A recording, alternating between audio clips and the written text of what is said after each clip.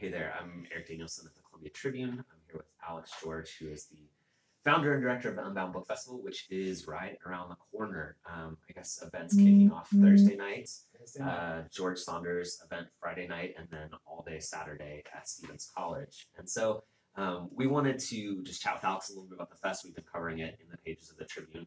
Also want to give you an opportunity, if you're out there watching, have questions about what to expect at this year's festival or about any of the authors.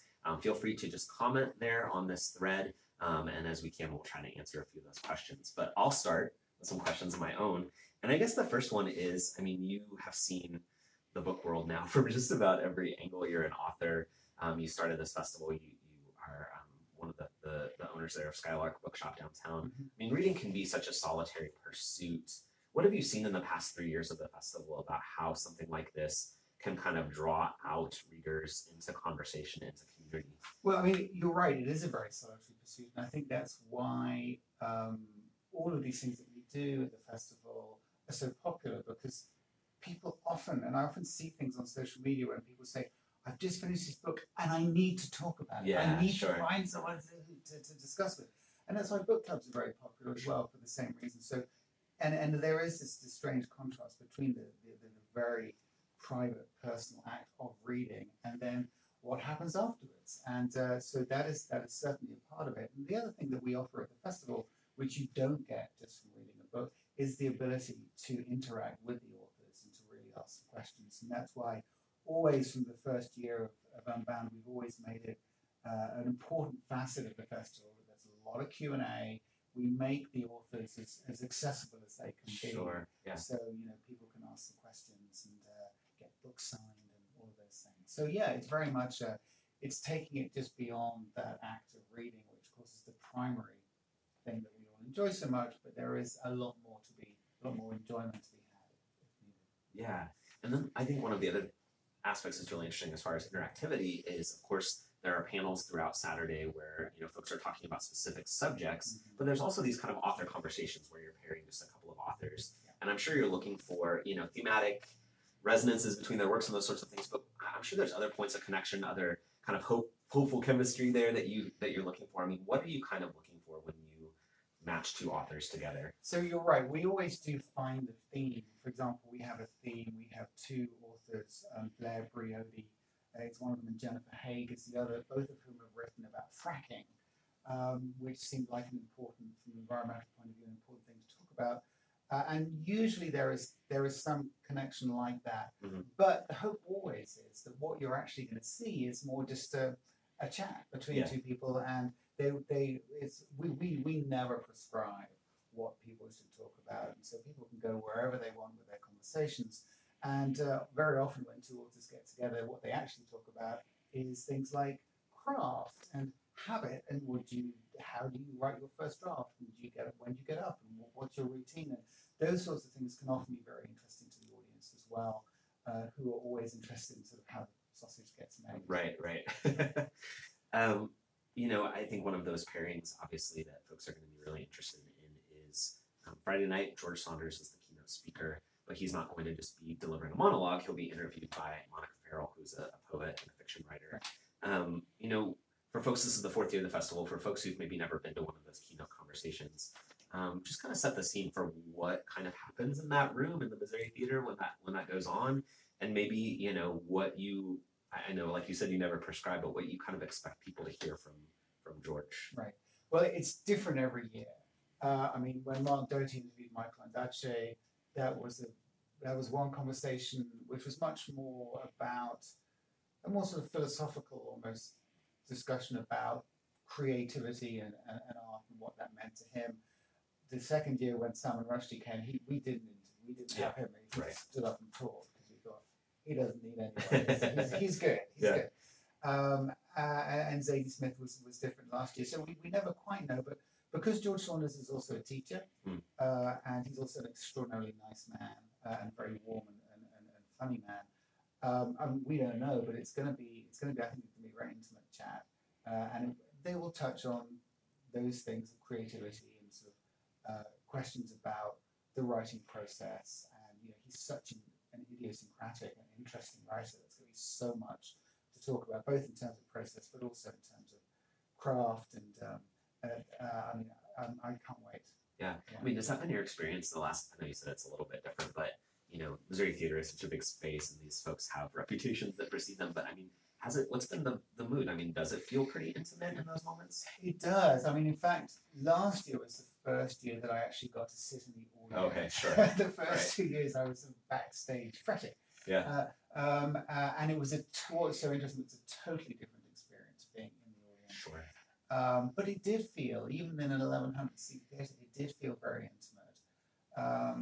I got the impression was that they were just talking to each other. Camille and Zadie were just talking to each other, having a chat, and there just happened to be a ton of people watching. Right. But obviously that does depend on the individuals involved. But we select our folks very carefully. Sure. So I'm sure that it's going to be more of the same. I hope. Another question that I was kind of curious about, I know this is hard to answer because everybody's interests are so diverse and so different, but for somebody who's maybe never been to the festival, maybe they're new to town, or it's just not worked out the past 3 years for them to make it in their schedule. I mean, is there a panel or a conversation or something going on Saturday that you would just say, like, this is a great entry point to the festival? This is a great way for you to kind of see what Unbound is about. Right. Well, of course, I'm legally obliged to say that all of the panels are wonderful. Right. Right. I guess, though, if I had to choose one that sort of encapsulated the essence of what we're trying to do, it would, if you're going to make me choose, I would probably go for prison sentences, which is our discussion about prison. We have 3 people coming, all of whom have very different perspectives. We have an award-winning journalist who's written a non-fiction book. We have an academic who's written Angels with Dirty Faces, I think you said that you had read, by Walida Marisha, which is a reportage about the effects of the incarceration system on 3 different families. And then we have a former inmate, in fact, who's coming, Randall Horton, who has been incarcerated in federal prison. He's also a poet, and he's also written a memoir. And so we have 3 writers, all of whom write in different genres, and all of whom bring a very different perspective. Because Shane Bauer, who was the first person I talked about, I didn't mention, he actually was undercover as a prison guard in a private prison. So different perspectives on the problem, all people who write in a different way, and it's going to be absolutely fascinating to see what they have to say. And so if you had to choose one, I'd probably do that one. Yeah. I know that there's children's events on Saturday, and I think that maybe that's not something people think of immediately. At the end, that this is going to be more of a festival for adults. Talk a little bit about what that event's like and how maybe you hope that that's, I don't know. I mean, obviously all of us want to encourage children to read, but like how that can be maybe hopefully be a catalyst or a spark in some way. Yeah, I mean, there's research that shows that when kids get in front of and see an actual sort of walking, talking author, they become enthused, and it can be the spark that can ignite a love of reading. And so on Saturday we have 3 children's authors coming in. It's all at the Warehouse Theatre. It's just in the morning. The first thing actually is the princesses from Trips are coming in to sing Disney songs at 9:30. Always fun. And then we have Carmel Wilson, who is an illustrator, and she writes books for very small kids. She's first, and these people, it's all very interactive. And they draw, and they have lots of audience participation. It's a lot of fun. Then we have Javaka Steptoe, who has won a lot of awards for his books, and his most recent one was called Radiant Child, which is about Jean-Michel Basquiat. It's won a ton of awards. And then we have Derek Barnes, who is for slightly older children. So as the day goes on, the audience gets older. All of them are wonderful performers, and the kids will have a wonderful time. The other thing that we do, in addition to what we do on Saturdays, we have a whole day of programming on Friday called The Authors in the Schools. We have 8 authors, I think it's 8, going into schools across the Columbia School District. We have them in in a classroom in every grade from kindergarten through 12th grade. And Jacqueline Woodson, who is probably the most beloved children's writer presently working, is going to be in the Missouri Theatre on Friday afternoon. We're going to fill it twice on Friday. Okay, yeah.